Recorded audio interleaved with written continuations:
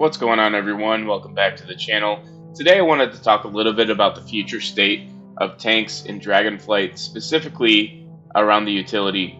Blizzard did go ahead and make an announcement that they were pretty much feeling good about the talent trees in Dragonflight, and therefore I think we're at the point now where we can start to assume, as dangerous as that is, that the tweaks in the trees are going to be relatively minor going forward.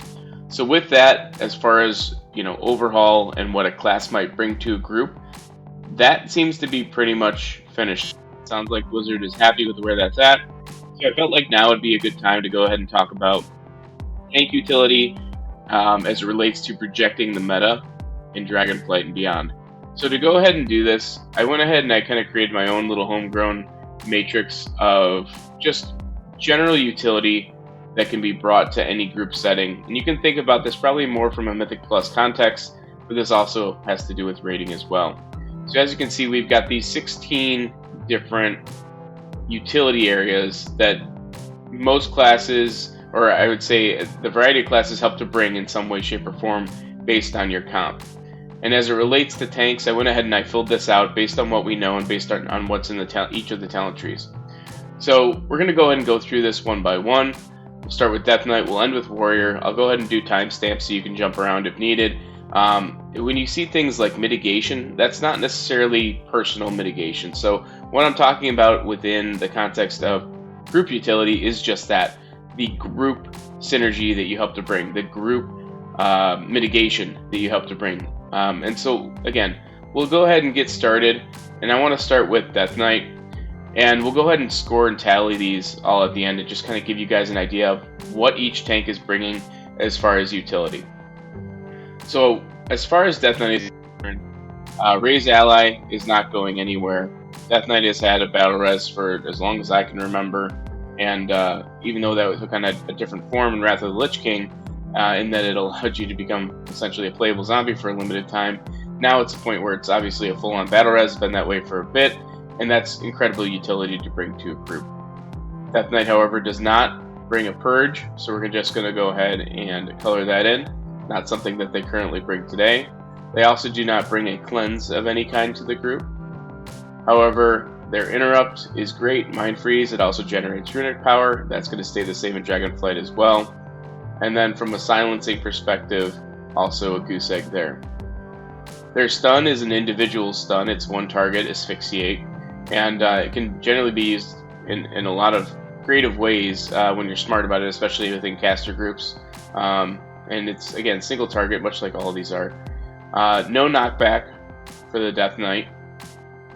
And then as far as grip is concerned, a couple of classes have a quote-unquote grip. And what I mean by grip is just the ability to give you the extra mob control in a way that lets you tether one or multiple mobs. So obviously, Death Grip is something that Death Knights have always had. They'll continue to have Abomination Limb, and that's something that Blood DKs are probably going to have to be careful of in certain dungeons or on certain fights in Raid, again, because there are certain undesirables that you don't want to necessarily pull in. And then Gorfiend's Grasp, of course, completely OP and absolutely phenomenal from a tank perspective to just be able to have that massive mob control there. So that one is absolutely huge for Death Knight. No roots for Death Knight. You can argue that they do have a slow through Chains of Ice, so we go ahead and put that there against single target. Crowd control would be control undead. This has limited uses, obviously, because it is only for undead, but we saw this come into play real big in dungeons like Theater of Pain. That was absolutely massive to have a DK in your group to control undead, and it would really help with overall mob count pathing and just made the overall dungeon easier. So there are times and places where that crowd control can really come in handy, but again, it is limited. So I'll go ahead and I'll score these and kind of color code them based on what they bring to a group and like when they're relevant versus they're not relevant. Cheat Death. Death Knights have Purgatory. That's going to continue into Dragonflight as well. And then they have a stun immunity through Icebound Fortitude, which is absolutely fantastic. You can think about fights like breaking traps and just doing kind of nifty different things both in raid settings and just kind of leveraging that in dungeons as well anytime you were stunned. No mobility. I mean, as far as mobility is concerned, that is not a strength of Death Knight. No one actually would think mobility when they think Death Knight. And then they don't bring an overall buff or a debuff to a party in the same way as some of the other tanks do, which we'll get into here shortly. However, from a mitigation perspective, they bring AMZ. Now, AMZ, while in Season 1 was incredibly overpowered in the raid setting, that obviously was nerfed since they made it scale based off of your overall health.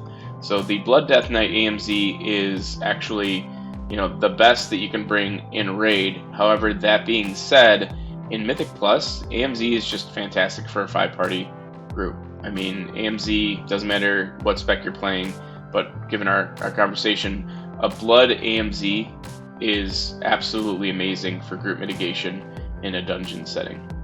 So, as you can see, we've got 1, 2, 3, 4, 5, 6, 7, 8, 9 out of the total 16 categories covered that a Blood Death Knight can bring to a group. Now let's go ahead and move on to Demon Hunter. Demon Hunter, of course, no battle res, nothing's changing going to Dragonflight. Purge remains the same, however, so they're able to consume magic, so they'll keep the Purge. They do not bring a Cleanse to the group. Go ahead and make that red. They will continue to have an Interrupt, just like every other tank. This whole row, we're just going to go green now, because every tank brings an Interrupt, and you essentially, there's never a time where you're not going to want to spec into it when given the option in Dragonflight, which that's rare anyway. I believe all tanks are, essentially it's mandatory for all tanks. From a silence perspective, Demon Hunter does have the Sigil of Silence, so that's absolutely phenomenal. I would say it's underused even today by a lot of tanks that I've ended up plugging with. I rarely want to get used, but there's so many uses for it. Stun, they'll have Fell Eruption, single target stun. They have no knockback. Ron is gone. Ron no longer knocks back for us. Sigil of Chains is going to be their grip. That one is also one of the lesser utilized ones. It's another sigil that when you talent into the ability to increase the radius of your sigils, I think you could get really creative with it in Dragonflight. So it's one to kind of keep an eye on, but it's nice that a Demon Hunter does have an AoE grip like that. Similar to Gorefriend's Grasp, but again, not as powerful. Currently no roots for Demon Hunter. They do have the Sigil of Chains that can act like a slow as well, depending on how you want to use it. So we'll give this one kind of like a, we'll put an asterisk here because it's essentially the same ability, but you can work it that way. You also have Misery, which you can leverage to just kind of fear stun as well. So that can also be an AoE stun, a grip, and a slow. Just whatever you're using it for, it really helps with the kiting and what the kite meta was for Demon Hunter in the past. Hopefully that is going to be gone in Dragonflight, but we'll see. Crowd control, you have Imprison, absolutely phenomenal. Does not put you in combat. You can imprison out of combat, and then when that imprison breaks, it will keep you out of combat. Cheat Death, you get Last Resort, which is phenomenal. And just one quick note here on Imprison as well. I mean, this is even more valuable when you don't have like a rogue in the group, for example, for a sap. So it's kind of worth calling that out. Although rogue right now is in quite a few groups. But we'll see how that works in Dragonflight. No immunity to anything really.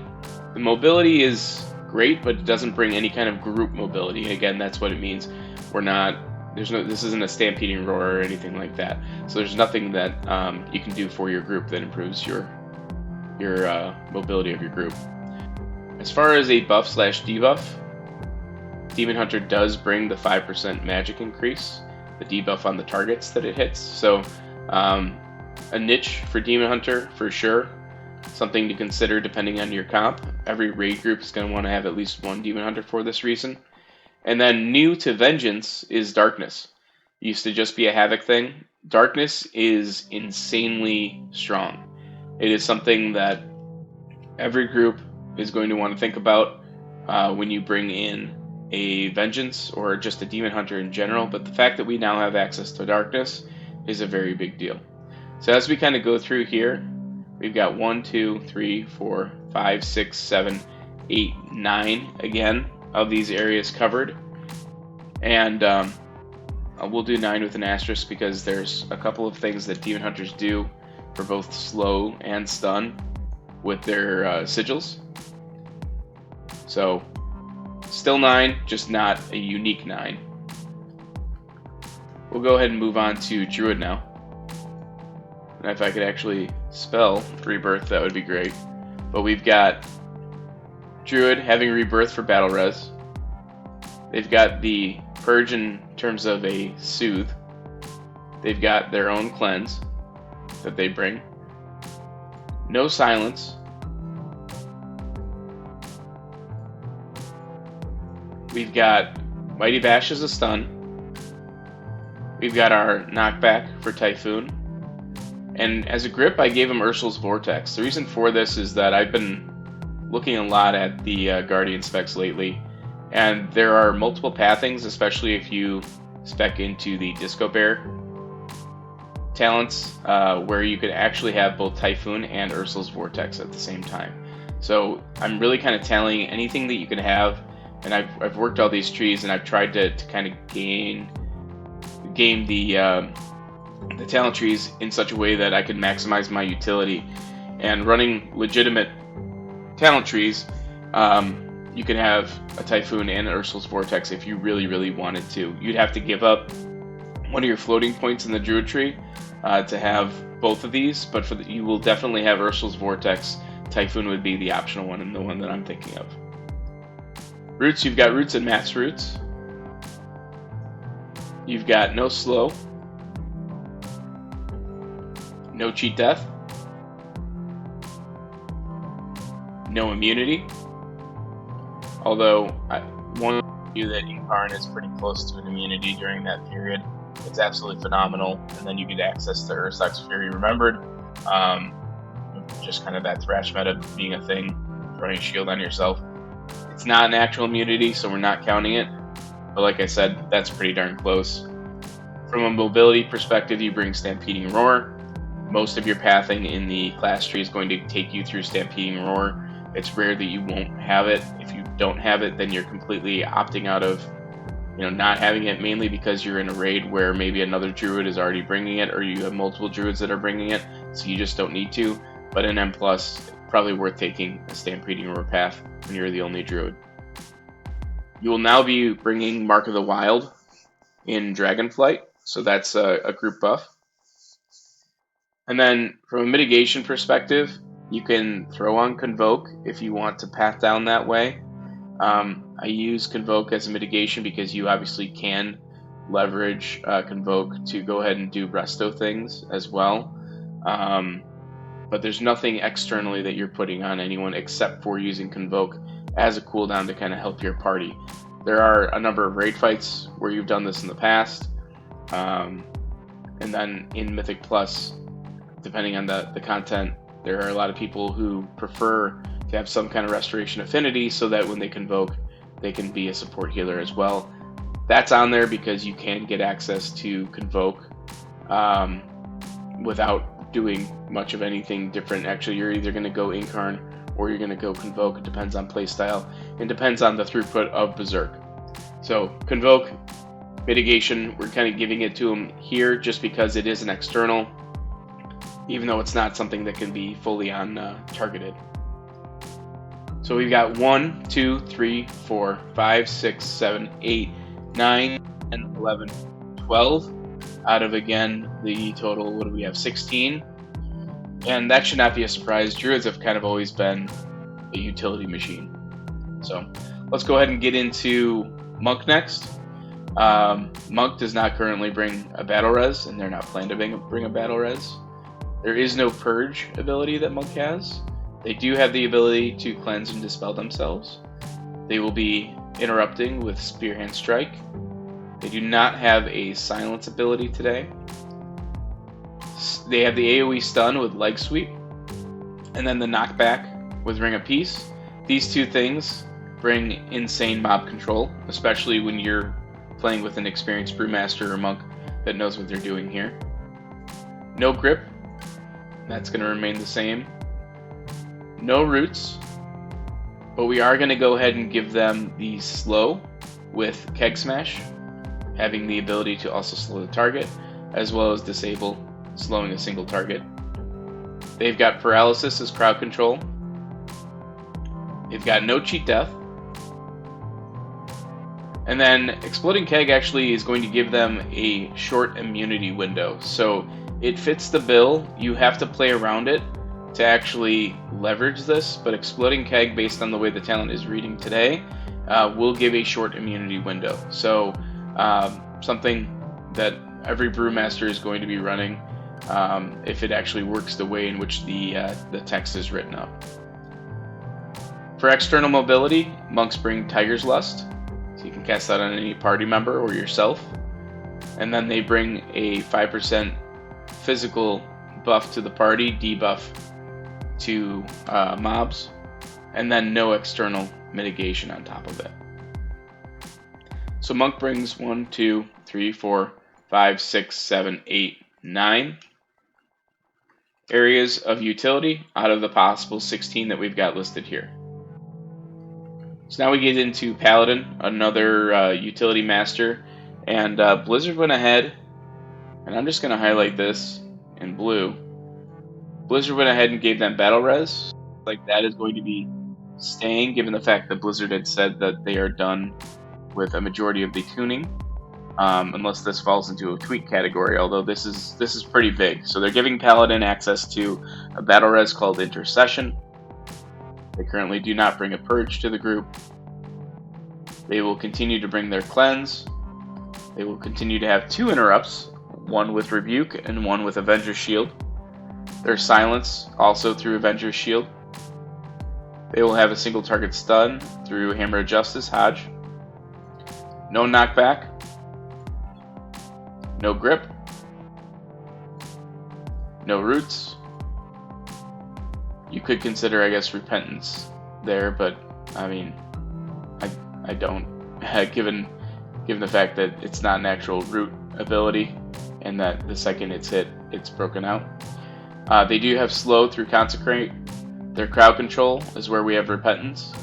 Their cheat death is through Ardent Defender, depending on how you use it, where Ardent Defender will essentially heal you back to about 20% health if you do take fatal damage. So Ardent Defender technically qualifying as a cheat death given what it is, although you have to plan around it. It's not something that you can just kind of set it and forget it like Purgatory and Last Resort. Okay, so we're going to move on to immunity next for Paladin, and Paladin brings some of the best immunities in the game. You've got Blessing of Protection and Blessing of Spell Warding that can be leveraged as externals for party members, where you can save it for yourself. You've also got your personal immunity with Divine Shield. Highly recommend running a Cancel Aura macro, especially as a tank, but the Paladin immunity game, whether you're talking about it in context of Raid or M+, is phenomenal.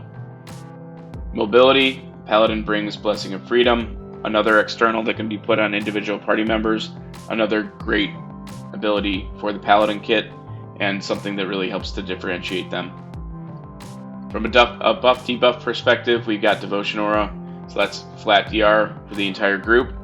Again, absolutely phenomenal. You see that Paladin was still being brought in Raid, even though their healing throughput and damage were low, simply because of Devotion Aura. And then mitigation. You've got several ways to mitigate things for the group. And again, just as a reminder, the mitigation, when you see this, is in the context of the group. So you have your Word of Glory casts that you can act as essentially an off healer. I know I've saved plenty of wipes going this route myself. You've got Blessing of Sacrifice that you can place on a party member that is channeling or funneling damage from a boss or mobs. And you can take that and you can mitigate a percentage of the damage, and then you take the damage yourself. And then you've got Lay on Hands again, another great external. It's going to be on a really long cooldown in Dragonflight, but overall, the mitigation kit for Paladin is absolutely phenomenal when you think about the third-party mitigation that you can provide. It's through direct DR like AMZ and Darkness, but similar in the way in which you'd use Convoke, you use the Paladin toolkit to keep the rest of your party alive. So as we go through this, we've got 1, 2, 3, 4, 5, 6, 7, 8, 9, 10, 11, 12 areas of utility for the Pot Paladin heading into Dragonflight. So lastly, we'll go ahead and we will address Warrior here. So Warrior does not bring a Battle Res, a Purge, or a Cleanse to the group. Brings Interrupt like every other class. No silence effect. It does bring Shockwave and Stormbolt as a stun, so you've got your AoE stun, which you can actually reduce the cooldown on in Dragonflight, and then you've got Stormbolt, which is your single target stun. No knockback. Heroic Leap. This is interesting. From a grip perspective, you can turn Heroic Leap into a grip.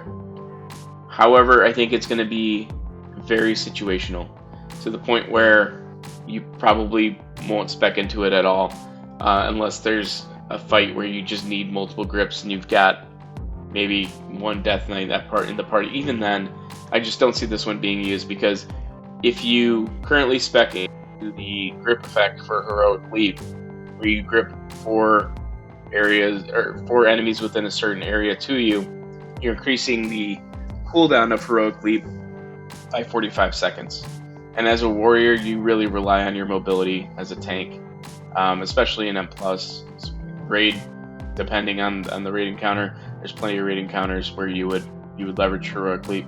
So I don't know that I would qualify this one, but we've got it if we need it. I just don't know who's going to be tanking or who's going to be taking this as a tank. I could be wrong. I kind of hope I'm wrong, because I think the idea was really neat, but it just feels too punishing to add another 45 seconds of cooldown to our Heroic Leap. So moving on then to Roots, we will be running with Spirit Bastion and Dragonflight, so that will continue, and we will have that tether effect to the spear. Our slow will come through Piercing Howl, as well as our Thunderclap. And then we've got a bunch of goose eggs going forward, so we don't provide any crowd control, we will not have a cheat death, we will not have any kind of immunity, and we do not bring any external mobility to the group. From a buff perspective, we bring Battle Shout, and then for a while they gave us Banner. That is no longer in the Prot tree. So we've just got Battle Shout yet again. And then from a mitigation perspective, Rally, one of the best mitigation tools in the game. It's certainly worth calling out how strong Rally can be in the right situations. That being said, despite how good Rally and Battle Shout are, we've only got 1, 2, 3, 4, 5, 6, 7 areas of utility. And so when we go and we just kind of score all the tanks, I'll just go ahead and unlock this so that you guys can see it. Looking at what a Death Knight brings all the way down through a Warrior, it's pretty easy to tell that a Warrior is going to bring less to a group, and it's by a wide margin, right? So the next closest thing to a Warrior, we've got our set of 9s, and we've kind of got 3 areas or 3 classes that have 9 areas of total coverage out of the total 16, and that's Death Knight, that's Demon Hunter with the asterisk. You could argue that that's 8. I'm giving it 9, again based on how I play Demon Hunter. And then you've got Monk with 9 as well, and then you've got your utility masters in Druid and Paladin. And so what does this all mean as far as Dragonflight and group comp? And that's something that we're going to go ahead and talk about now. So when you look at each of these, if I were to kind of grade what these bring to a group as a whole, then I weigh their usefulness for M+ and Raid. I'm going to go ahead and I'm going to say anything that we color in that is green, you would use for both Raid and M+. And then anything that is in blue, we'll say is more M+ only. So Asphyxiate for Death Knight, more M+ only. Grip is going to be leveraged in Raid and M+. Your Slow, probably more of a Raid thing. There are times you use it in M+, but it's rare. Control Undead is just highly situational in general, and really we've only seen it in M+, so I'll go ahead and I'll mark it as such. Cheat Death is valuable for both M+ as well as Raid. Icebound Fortitude, same deal. And AMZ, also the same, Raid and M+. So when you look at Death Knight and you're thinking about, okay, what am I going to bring to my group in the Raid versus M+, the 9 is going to go ahead and go down to a 7 for Raid, because Control Undead and Asphyxiate are generally less useful in Raid or don't see a whole lot of play. Again, outside of Trash and Raid, but nobody really keeps score on Trash, right? So these two are more M+ based talents or skills. As far as Demon Hunter's concerned, they consume Magic Purge. Again, more of an M+ thing. Silent Sigil has been more of an M+ thing. It has had its uses on select bosses, but I think it's pretty safe to say as a blanket statement, Sigil Silence, not something you're able to use on bosses that don't have ad fights. Fell Eruption is a single target stun, so again, that's more of an M+ thing. Sigil Chains, again, has to be a high ad fight in a raid to get a ton of use. For the most part, you don't run Sigil Chains today. So we'll go ahead and put it here as well. You're in Prison, Crowd Control, again, M+. Last Resort, Raid and M+. The buff and debuff for both.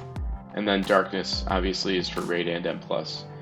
So, let me go ahead and make a note here, is that Death Knight was a score of 9 overall, but 7 for Raid. We had a score of 9 for Death Knight overall, but we're actually only going to see 1, 2, 3, 4 of these things in Raid. So you got the 9 overall, 4 in Raid. And then Druid, we got Rebirth. That's certainly going to see uses in both Raid and M+. Your Soothe, rarely used in Raid. It can be, but it's pretty rare based on the fights and the fight design throughout Shadowlands. So we'll see if that changes in Dragonflight. Cleanse, same deal. You're generally not cleansing as a tank in Raid. You're generally not stunning as a tank in Raid on these boss fights, but you are an M+. Typhoon, again, more of an M+ ability. Ursul's Vortex, more of an M+ ability. Does have its place in Raid, as does Roots and Mass Roots. Again, high ad fights are the exception. So the way that I'm doing this, unless something is a high ad fight, I'm not really discounting, or I'm discounting ad fights as far as Raid is concerned, because they're nichey. These aren't things that you would spec into 100% of the time if you didn't have to. Hibernate, again, maybe just M+, especially in Season 4, where you can hibernate the bat that comes out with Zolgamox, but again, more of an M+ thing. Stampeding Roar is something that you bring to Raid. Mark the Wild, something you bring to Raid and M+ as well. And same deal with Convoke. So, our original utility master Druid scored 12 overall areas of utility, and now from a raid point, they'll only be bringing Rebirth, Skullbash, Stampeding Roar, Mark of the Wild, and Convoke. So you've got 5 out of the 12 areas that you will see heavily leveraged in Raid. So far of the first 3 we went through, Death Knight actually brings more to a Raid setting than Demon Hunter and Druid. It just kind of depends on if you're making up this buff debuff or a couple of other things that differentiate these guys, like Mark of the Wild, Stampeding Roar. That's a Druid differentiation. So then, getting on to Monk here. Monk originally had 9 areas of utility that we had talked about. It's very rare that in a raid setting you would be doing much dispelling, so that we're going to consider that more M+.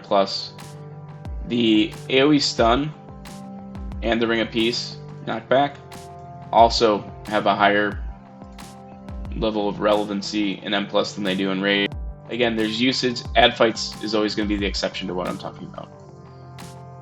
For the slow, Keg Smash and Disable, not a raid thing. Same with Paralysis, not a raid thing. They are more M+.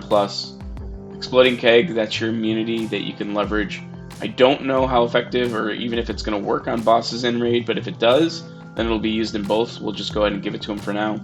Tiger's Lust is useful in raid, as well as M+, and then the 5% physical buff debuff is also going to be usable in raid.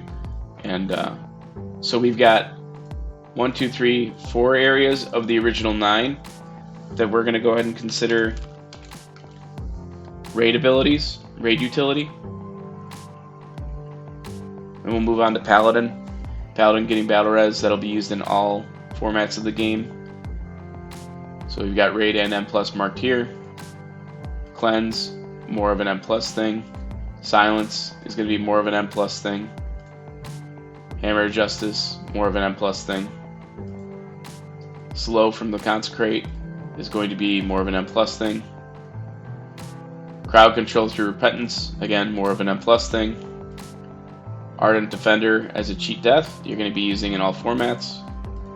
The immunity of either Blessing of Protection or Blessing of Spell Warding and Divine Intervention is going to be used in both formats. Blessing of Freedom is going to be used in both formats. Devotion Aura is going to be used in both formats. And then the Word of Glory, Blessing of Sacrifice, Lay on Hands, you're going to be using those in both formats as well. So we've got 1, 2, 3, 4, 5, 6, 7 of the 12 original areas for 8, with the other, again, the blue is just for M+, where you see that leveraged more. So then we move on to Warrior. We give them the standard interrupt like everyone else has. The stun, again, unless it's on high ad fights, is going to be just an M+ thing. The grip could see some places in raid, but if you're relying on a warrior grip, you're probably in trouble in your raid group. That being said, we will give this to warrior because the only time in which you would spec into the heroic leap that grips is probably in a raid setting. Roots, Spear Bastion, not going to be something that you're going to see a whole lot in raid, again, unless it's an ad fight. The slow, same deal, mostly an M+ thing. The buff that they bring, Battle Shout, is going to be used in all formats, and Rally is going to be used in all formats. So when we look at this, we've got 1, 2, 3, 4 of the 7. And this is what really starts to bring the tanks in context here as far as what they bring to a group, what they bring to a raid. So you've got Death Knights that bring 7 raid utility items through Battle Res, the Interrupt and Mind Freeze. We're just giving this to all tanks because the interrupts of the tanks are generally important in raid as well. So you've got Raise Ally, you've got Mind Freeze, you've got 3 forms of grips, you've got Chains of Ice, used slow. Again, probably not so much of an M+ thing, but rarely used in raids, so this is kind of an asterisk to me. They've got the Cheat Death and Purgatory. They've got Acebound Fortitude as an immunity stun, or an immunity to stuns, and then Mitigation through AMZ. So we're giving them 7 raid utility, 9 overall. We've got Demon Hunters that really, you know, the color coding is telling us that they're more of an M+ tank than anything else. The reasons why you'd bring a Demon Hunter outside of M+ really come down to progression fights where you need cheat death, or you'd like a cheat death, or you're missing the 5% magic buff for the group, and then darkness. So these last three things are the primary reasons why you'd bring a demon hunter in raid and kind of favor them over something else. But the biggest one being this 5% magic buff, debuff, that, I mean, everyone has been talking the way that this should or shouldn't be for a very long time now. So the fact is that it's staying in Dragonflight, so this is the primary reason to bring a Vengeance Demon Hunter in Dragonflight, in addition to their Access of Darkness. That's going to be very, very big. Even if Havoc is popping off, you don't necessarily have to bring a Havoc because your Vengeance can now do Darkness. And then, like I said, you've got that cheat death, so those are big. From a Druid perspective, the battle res is nice, but there's so many classes now that battle res and raid that it's not necessarily mandatory that you'd be brought. Skull Bash as an interrupt, we're counting that towards raid. Stampede Roar is really one of the primary reasons to bring a Druid, because you want anywhere from 2 to 3 roars, or just group mobility skills that you can leverage at any given time. So Stampede Roar is big, Mark of the Wild is big, but you only need 1 Druid for that. And then the Convoke, not so much a big deal, right? And as a bear, you're probably going Incarn. It just kind of was going to depend on the fight and depends on the encounter. But overall, Druids drop from 12 areas of utility that you can leverage in really all formats of the game down to 5 that you can in raid. And so things start to become a little bit more even when you look at just the raid side of things and what you absolutely will be using. And again, you'll spec into some of this other stuff when you've got heavy ad fights, but it's not going to be a required way to spec, which is going to be kind of nice to have that decision in Dragonflight. So then we'll go ahead and we'll move on to Monk here. Originally, Monk was 9 areas of utility for us. They've, of course, got their interrupt. Exploding Keg being a short immunity time frame, so you really have to play around that, get really good at that to even leverage that. This is not a reason that you would absolutely bring a Monk. Tiger's Lust as an external mobility tool, very, very nice in the kit, but again, not a reason why you'd bring a Monk to raid. And then the 5% physical buff debuff is essentially why you'd bring a Brewmaster to raid, because at least from a utility perspective, they could be really good at damage mitigation, better than any other tank, and they're automatically going to be brought. So when you look at what a Monk brings to M+, they arguably bring 2 of the best mob control things, plus and Leg Sweep and Ring of Peace. Their ability to dispel themselves is absolutely huge. Keg Smash doing what it does as far as slows, help with mob control as well. But the primary reason for raid is this physical debuff. Exploding Keg, again, need to make sure that the tooltip is written in a way that makes sense, but the way it reads right now, it gives you a short immunity time frame, so that's going to be something that's big in Mythic Plus. It kind of works similar to Ardent Defender. Okay, so we're going to move on then to Paladin. Paladin, again, bringing battle res is nice, but not required for raid. It's going to be used in raid, but certainly not required. It is an instacast for protection paladins, and it leverages your holy power. So that'll be neat. We'll see how that all interacts together, but it'll be nice just to kind of have another battle res class. We've got our interrupt, 2 forms of interrupt through our typical rebuke and Avenger Shield. That'll be brought in raid as well as M+. Ardent Defender can be leveraged in both formats as a cheat death. You've got your Bop and your Blessing of Spell Warding, absolutely huge from an immunity perspective. On the mobility side, you've got Blessing of Freedom for Paladin, Devotion Aura for your group buff and flat DR. Word of Glory, Blessing of Sacrifice, and Lay on Hands will be used in both formats of the gameplay. Not a requirement in raid, but definitely will be used in raid, so we marked it green. So overall, you see our original, again, utility master, 12 of the total 16 areas, going down to 7 in raid, but again, being closer in line, it actually ties with Death Knight, which is interesting as far as what's going to be leveraged in a raid format. So then lastly, we're going to go ahead and come down to Warrior here. So Warrior doesn't look good overall when you consider where everyone else is. Only 7 of the 16 total utility areas were represented originally on the graph. However, we were able to go ahead and see that Warrior is actually closer in line to these other tanks than we may have thought from a raid perspective. Now, tuning is all going to come into play. Again, Warrior could be absolutely huge with either their damage that they're doing or damage mitigation, and that could change the game entirely. But looking at this just through the lens of utility, we see the Warrior 4 areas to the raid. So the reasons why you'd bring a Warrior are not for Pummel and are not for Heroic Leap, because hopefully you're not relying on your Warrior for your grip within a raid setting, but it's probably more for Battle Shout and Rally reasons. Having 2 rallies in a fight is always a really good and strong thing to plan around. And if one of those rallies can come from your tank and another one from potentially a DPS warrior, so you get the execute windows, then that's even better. But looking at this from a pure tank perspective, we've got 4 areas that you could see frequent use on in raids. And then when you look at ad fights and stuff like that, the rest of the stuff starts to come back around, like Shockwave for AoE stun and just extra mob control.